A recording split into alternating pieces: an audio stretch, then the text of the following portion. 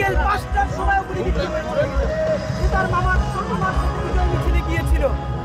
বুক পকেটে তার একটা কবিতা লেখা ছিল, সেই কবিতা সহ সে গুলিবিদ্ধ হয়ে সেই ভিটা কবিতাটা তার মায়ের কাছে এসেছে।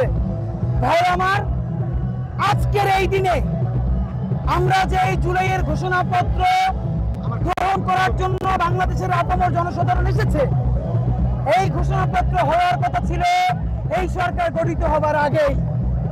আমরা করাইতে পারি নাই। এরপর বারবার কথা দিয়ে হলেও বিভিন্ন গড়িমসির কারণে আমাদের আজকে পর্যন্ত এই ঘোষণাপত্র জারি হওয়ার আগ পর্যন্ত জুলাইয়ের আমার সমস্ত শহীদেরা, অন্ধরা, পঙ্গুরা এখন পর্যন্ত রাষ্ট্রদ্রোহী।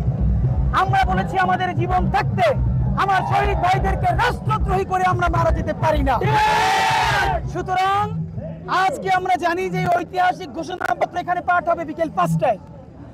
এখন পর্যন্ত এই ঘোষণাপত্রের টেক্সট আমরা কেউ দেখি নাই।